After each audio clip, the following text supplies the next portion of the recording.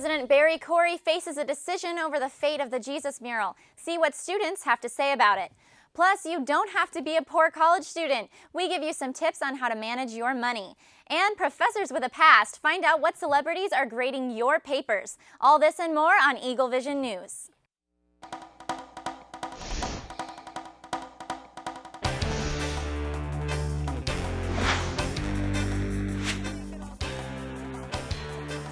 Been a busy week full of sports here at Biola. Last week, both the volleyball and soccer teams were playing in the one of the most anticipated games of the basketball season. And that's hundreds. We've gone a house nearly everyone here plays a sport.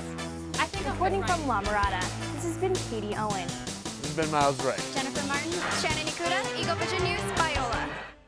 A massive oil rig off the coast of Louisiana explodes, burns, and sinks, leaving 11 workers missing. I'm Jennifer Martin, and you're watching EagleVision News. The U.S. Coast Guard says that crude oil was leaking at a rate of 8,000 barrels a day. They're now preparing for 700,000 leaked gallons of fuel, but they can't do anything about it until the fire dies. Investigators aren't sure what triggered the explosion, but the Coast Guard says that there was no indication that it was a terrorist incident. Out of the 120 people who were on board at the time of the explosion, only 17 were injured. The search for 11 workers missing from the blast continues. And NASA unveils new images of the sun unlike any we have ever seen. Their space telescope, called the Solar Dynamics Observatory, or SDO, was designed to study the sun. The images give student scientists the ability to see the entire sun instead of just sections of it. NASA plans to use the telescope for the next 5 years to help scientists understand the effects that the sun has on Earth. President Obama proposes new economic reforms to the financial industry. He says that unless we adopt the reforms, we risk repeating the mistakes that brought down the nation's economy. In the meantime, Americans are learning to alter their spending habits, and college students are no exception. Reporter Jean Shinty tells us how Biola students are balancing their budgets in this tough economy. In this economy, money seems to be the thing on everyone's mind. Especially for Biola students, budgeting their money has become more of a reality every day. So what do students have to say about managing and spending their money? I tend to find that finances seem to be the main thing on my mind. Even before schoolwork, trying to find a way to pay for Biola, with the tuition prices being so high and housing and meal plan, it just all adds up, and I find that it explodes my mind trying to figure out a way to pay for everything. I don't have a job, so I do my best to live as simply as possible. And that looks like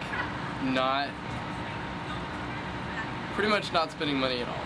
Trying to live without life's luxuries such as Starbucks and food sometimes. I constantly have to be thinking about what I'm spending my money on, and because I rely on my parents, I have to be considerate of how much I ask for and how often. So if that means that I don't get to go out for a rodeo with friends twice a week, then that's how it has to be. So what are some helpful saving tips for the money challenged? I would always say that you should go to Chick-fil-A because you can save money because they're giving away free food all the time. / it's really good food, so you should go there. I find that most movie theaters charge $13 a ticket, which I can't afford. So I go to the Dollar Theater, which is $1 on Tuesdays, and $2 the rest of the week, which saves me a lot of money. I'd say if you're going to go out for dinner, let's say a friend's birthday party at BJ's or something, just get an appetizer or split a meal with a friend. Even something as simple as getting a bunch of friends to share a stamp card can add a couple extra dollars to your wallet. Jean Shinty, EagleVision News, Biola.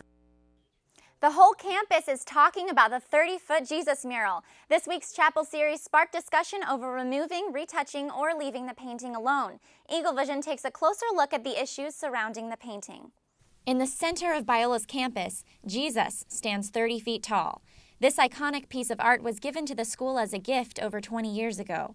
Named The Word, it's been the subject of debate since it was created in 1989. This week, President Barry Corey invited the worldwide famous LA artist Kent Twitchell to discuss his artistic intent. I wanted it to be that the center of this campus was the Bible, and the center of this campus was the Word, and the center of this campus was Christ, and they were the same. He made the point that by a Christian university taking down a mural of Jesus, you know, the person that we're supposed to be centered around, what type of message does that say to the community outside of Biola? Faculty and students have voiced offense over the presence of the mural and ask that it be removed. I am totally against having any pictures of Jesus up. I've heard a lot of people say, well, what if the mural is taken down? What does that say to the community? Are we censoring art? We're censoring our own depiction of Jesus. And for me, I say, what does it look like as a community when we say this is offensive to some people? So we're going to take that into account and we're going to take it down to preserve and to cultivate a community that is loving to everyone here. Some say that the mural is of a white Jesus, marginalizing minorities on campus. A lot of people see whites in history as oppressive people, and then when you correlate to someone of your Savior being of that white race, what does that do to your connection with him? Others feel that the problem is more theological. I think that the scriptures do well enough to say, hey, Jesus was this person, the Word was this person, this is who he is. And I don't think that we should have a black Jesus so that we can worship God better. I don't think that we should have a white Jesus or a mural so that we can worship God better. Many students feel that the mural should be preserved. I love it. I think it's just supposed to be there. Like, if it wasn't there, it wouldn't make sense. I've been here for 4 years. It's just part of the school. The artist had painted another Jesus mural in the middle of the hood, and it brought unity between two gangs, and yet it causes division on a Christian college campus. I think that that's really sad. I would prefer not to waste my tuition dollars on tearing it down. No decision has been made over the painting, but it's clear that discussion will continue for the next couple of weeks. President Barry Corey will soon make a decision on the Word and hopes that this week's discussion will bring more unity than furthering division. Ever wonder what your teachers did before Biola? Reporter Denise Wood unveils some of the secrets your professors are hiding.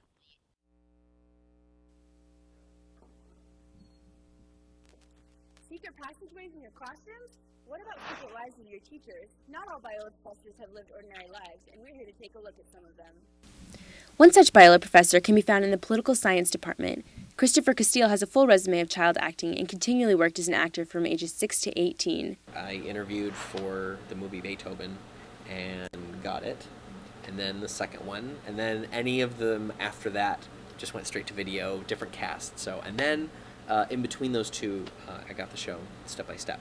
Castile also has done voice parts in the animated shows such as Hey Arnold and Adventures in Odyssey.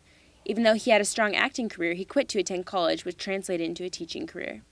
I think teaching is more of a passion than acting is. I think I wouldn't mind being in the entertainment industry, not necessarily as an actor, though. Along with Castile, Professor James Hearson has seen his fair share of the spotlight. I mean, I was a professional musician. I was on the road for 2 years with the Temptations.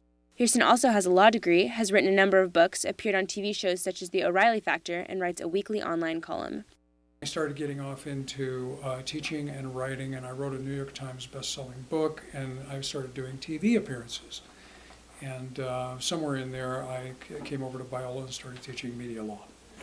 Castile and Hearson both plan to continue teaching while still pursuing some of their other passions. This has been Denise Wood for EagleVision News. Coming up, guys are blindfolding each other and walking around campus, but why? Plus, the must-see movies of the summer, we tell you what they are. And Earth Day reminds us to go green. These women tell us how they're staying healthy. All this and more after the break.